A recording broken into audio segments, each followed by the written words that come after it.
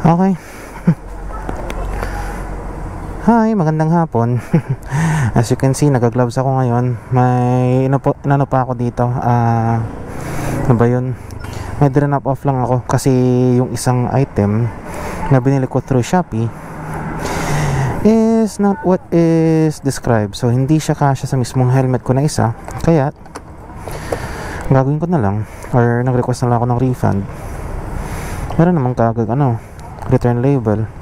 Kaya okay na yun, para at least bawas hassle. Kaya ito ngayon, since na-drop off ko na, magpapa-change oil ako. Meron akong isang filter dito, isang synthetic, 100% synthetic, tsaka premium mineral. I-check natin yan. Actually, nabili ko tong mga to sa Shopee. Actually, ito sa ito na nga ba yan? Sa may Shell Heritage. So, yung lagpas ng Heritage Park, pababa ng water fan. Doon ko yung nabili. Well, nabili ko siya kasi may dagdag na 100 or 200 points yata yun sa Go Plus ko. Nagtataka kayo ngayon kung bakit bakit nga ba? Kung bakit ako parating sa Shell pumupunta. Going back, tulad ng sabi ko is, ba't nga pala ako pumupunta ng Shell? Ba't nga pala Shell parati kong pinupuntahan? At sa Shell ako nagpapagas.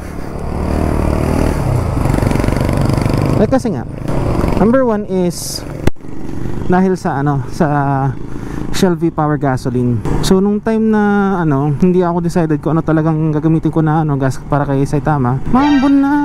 So samahan nyo ako hanggang sa may Shell sa may Ususan. Actually dalawa yung sa may Ususan. Yung pupuntahan natin doon is yung sa tabi lang na, or sa tapat lang ng saan ba to? Tapat lang ng Medical Center Taguig. So doon tayo dediretso para sa ganun at least actually doon ako dediretso kasi gusto kong i-try doon na magpa-change oil kasi ubos na yung mga vouchers na binigay sa akin ng Motor Trade. Kaya pwede na ako change oil ng filling motor oil. Kaya tulad ng pinakita ko kanina, meron akong mineral base, basta mamaya tingnan. Mineral oil ba yun? Yung kulay dilaw, yung AX5, or at saka yung mismong 100% pure synthetic na, which is yung kulay gray. So yung dalawang yun syempre Shell Advance yan, kaya susubukan natin yan kasi syempre from the time na meron kaming sasakyan sa probinsya namin.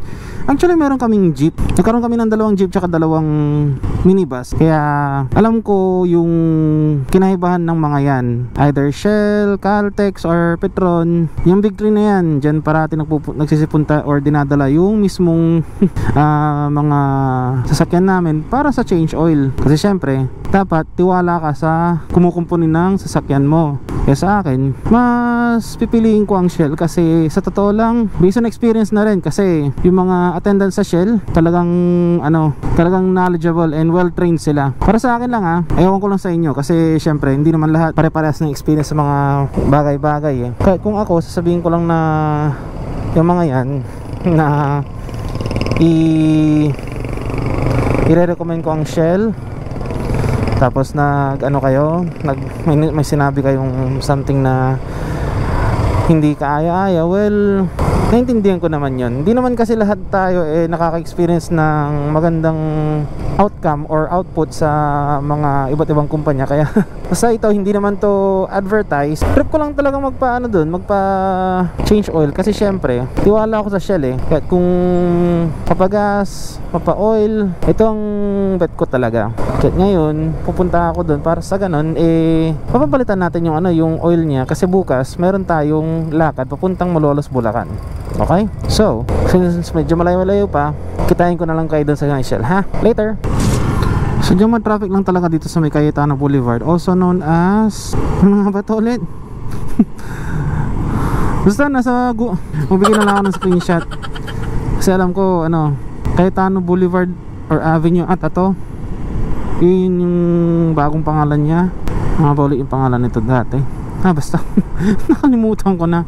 So malapit lang yan. So dito is Acacia Estates. Tapos pagkaliko mo dyan pakaliwa, yung kurbada dyan pala, napakaliwa. After nyan, pagkalagpas mo lang ng McDo, yun na, Shell na kaagad yun. Actually, sa totoo lang, traffic talaga dito madalas eh. Kasi syempre, gateway to ng Taguig eh. Tsaka maraming mga taong naninirahan malapit dito within this area. Well, comparing it dito tsaka dun sa sa South Signal or North Signal Village, parang mas marami yung tao doon kasi kung titignan mo naman ito, ganyan pa siya, puros mga bakanteng lote. Pero I know for a fact na bandang dulo nitong highway na to, itong boulevard na to, yun na. Andito na tayo. So, sabi sa inyo eh, pagkalagpas mo dito sa McDo, yun naman si kuya. Pagkalagpas mo dito ng McDo, ito yung Shell. Kaya dito yan. Pero hindi tayo dyan magpapa change oil.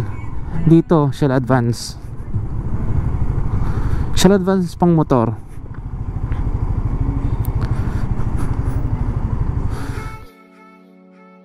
Tulad ng sabi ko, nandito ako ngayon sa may Shell sa may Cayetano Boulevard or Levin Mariano.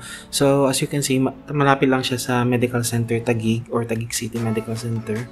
So, ito siya, Shell Advanced Motocare. So, hinihintay ko dito si kuya na kung saan magsa-service. Pero, may attendant naman na lumapit sa akin. Ang sabi niya is naka-out na yung naka-assign dito sa mismong sa mismong area na to.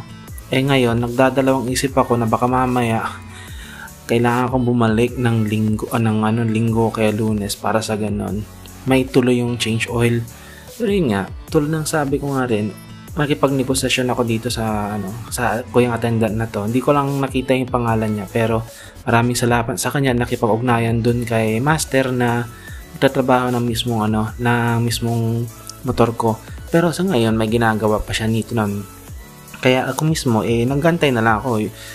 Sabi niya, kakausapin pa niya daw kung sakali magtatanggapin, ako mismo sila mismo yung magsa-service para sa akin. Kaya nga lang, natapos pa niya yung mismong ginagawa niyang kotse, so hintay-hintay na lang muna ako nito nun. Kaya bumalik si kuya para tanong. A few moments later. So, ayun na, bumalik na si kuya and ako na nga rin mismo nag-aantay ng sagot niya. Pero ang sabi naman hintayin ko pa daw kasi syempre, yung si master na talagang gagawa. Kaya, ito, after a few moments, ito na si master. Tinulungan ko siyang itulak yung mismong motor ko dyan sa mismong platform na yan. Hindi ko alam kung ano tawag dyan, pero magandang tool yan para sa ganon, mas madaling ma-access yung drain screw niya sa ilalim, yung sa mismong belly pan. Ayan, inumpisan na nga. Kaya for now, piniprepare pa ni master yung mga kagamitan niya. Titignan niya lahat mga screws kung gaano kalaki yung sizes or what. So ito yun. Syempre, inuuna pa niya yung mismong filter screw. Pinupunasan niya para sa ganun makita kung gaano kalaki or ano yung mga kailangan niya. Well, at least, syempre, ganyan naman talaga pag oras na mekaniko ka. Kailangan mong tansyahin kung ano yung mga mismong sizes na kailangan mo sa tools. So, ito na. At least, nagamit na niya and ayan na yung mismong oil na natira sa mismong motor ko for about 1,300 something kilometers na paggamit. Pero ito yung motor oil na binili ko sa mismong motor trade nun. Kaya ito siya. Ang sabi nga ni master, pwede ko pa daw gamitin to. Dapat nga hindi pa siya dapat papalitan. However, nag-decide na ako na palitan kasi syempre on a maintenance basis, gusto ko lang naman na magkaroon ng proper maintenance yung motor ko na bago yung mismong motor oil niya every lagpas 1,000 kilometers. So ayun, ito yung pala yung mismong filter ko. Kailangan pala talagang palitan yan every now and then as much as possible. Pero syempre, ang sabi niya, pwede naman daw na palitan yan tuwing makalawa ng change oil mo. Hindi ko alam kung anong ginagawa ko ni Masa dito, pero siya na yung bahala. Basta node na lang ako niyan at tanong-tanong kung gaano katagal or gaano kalayo dapat yung isang motor oil na bibilhin. So far, nakita niya yung mismong yung process o yung mismong makina na pwede talaga na dapat synthetic oil gagamitin. Kaya yung mismong synthetic oil yung gamit ko dito or yung kinuha niya para sa ganun ilagay sa mismong motor ko. And yan na, inumpisa na niyang kumpunihin ulit. Nilagay na niya yung bagong filter. Tapos ito na yung filter cap. So for now, nagkukwentuhan kami dyan about more information about sa mga motor oil na kung saan is kapag oras na sinabi ng kasa na at least, paano ba to? At least 1,000 kilometers ba per change oil. Naturally hindi daw. Ang synthetic is pwedeng tumakbo ng around 3,500 kilometers or so bago palitan yung mismong oil niya. Pero dito, ang sabi naman ni Master sa akin, itodo ko yung paggamit ng motor oil ng around 3,500 to 4,000 kilometers at most. So ito yun, ginamit namin or nilalagay niya yung mismong motor oil na binili ko na yung 100% pure synthetic na oil. Nagtaka nga rin ako, akala ko 850 ml lang ilalagay niya. Yun pala, tinodo niya ng 1 liter. Nilagay na niya sa mismong makina. Kasi ang sinasabi niya kakapalit ko lang daw ng filter, kaya kailangan ilagay ng buo. Kaya ayun, at least nagawa na dito. After nito, dumiretso ako para magbayad. Ayun. Kanina pa pala ako salita. Hindi pa ako ng GoPro. Ang galing ko. So mula dun sa may saan ba to? Sa may wait nga, tingnan ko ulit kung nagre-record. Ito, nagre-record na talaga siya. So going back, tulad ng sabi ko na mula dun sa may mismong sa may Shell Cayetano Avenue, which is yung tapat lang or katabi ng McDo sa kahaba ng Cayetano Avenue. Mula doon hanggang dito sa part na to, hindi ko lang namalayan na hindi pala nagre-record tong GoPro ko. At ang galing ko doon, seryoso. And so far, from the time na nag-travel ako mula doon hanggang dito, hindi na siya ganun nabawasan yung vibration niya, yung engine vibration niya. Pero hintayin natin the coming days kasi doon pa siya mismong kakagat. Hindi lang naman siya basta-basta hindi siya na-neutral ko kalagitnaan ng daan. Okay, going back, ito lang nasabi ko, mabilis lang naman yung mismong process ng change oil. Pwede ko naman gawin sa bahay kung gusto ko, pero mas pipiliin ko na lang na professional ang gumawa nito. So yun nga, for about for mga 2 kilometers yata na feeling ko, mga more than 2 kilometers. Eto, nakadiretso na ako dito and parang nararamdaman ko na nababawasan na yung vibrations niya kasi habang nagsi-circulate ang oil, nagsi-circulate ang oil dun sa mismong makina, mas lalo nalulubricate yung mismong mga mga bearings, mga joints. Not bad. Nababawasan talaga yung vibrations niya. Yun ang yung napansin ko. Hindi tulad sa sa dati kong brand. Iba yung feeling Pero let's see in the coming days kasi hindi pa siya gaanong kumakagat sa mismong joints ng makina or ng mga connections.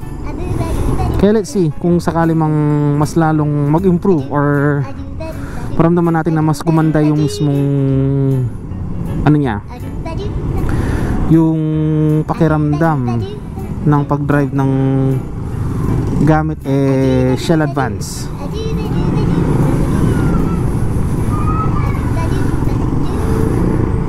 Ay, nga pala, nakalimutan ko. Since tapusin ko naman na itong vlog dito, kasi malapit naman ako sa bahay, gagawin ko na lang or sasabihin ko na lang sa inyo na hindi ito paid advertisement. Ilalagay ko yung link ulit sa description ng mga iba't ibang oil na meron sa Shopee page ng mismong Shell Philippines. So Shell Philippines, meron pa nga silang buy one take one na mga oil. So I would rather suggest na you guys check it out. Kasi syempre ngayon nag-record ako ngayon Nobyembre Gis, bukas is November 11. So malamang sa malamang 11/11 sale ng Shopee. So kung ako sa inyo, gawin nyo ng kaya nyo, hanapin nyo ang Shell Philippines page. Huwag kayong magkalala, lalagay ko rin yung mismong link sa description. Shell Philippines page. Tapos yung mga iba't ibang oils, maglalagay din ako ng mga link sa baba, para sa ganun di na kayo mahirapan. Kasi kung may mga hinahanap kayo ng mga synthetic o kaya ng mga pang scooter type na na oil, lalagay ko na dyan para at least hindi na kayo mahirapan na maghanap. Okay? Kaya siguro dito ko na natapusin bago dumating dun sa may yun? Sa may Barangay Hall. Pero tulad ng sabi ko, hindi ito advertise ba, or hindi ko ina-advertise ang Shell, pero I'm just giving my honest opinion and honest purchase. And sana review na rin, sabihin natin. Kasi hindi naman sa binibili ko, ina-advertise ko, hindi, wala pang ganun. Sino ba naman ako? Hindi naman ako tipong ganun kalaking vlogger na pwedeng mag-influence ng mga tao o yung mga viewers ko. Kaya ganito na lang muna. Check the link on my description. So like, share, subscribe na lang kayo. Like, share. Like nyo tong video, subscribe kayo, check the bell notification para hindi kayo mawala sa mga updates. Okay? Maraming salamat. Dito na ako kakanan. And bye bye. Peace.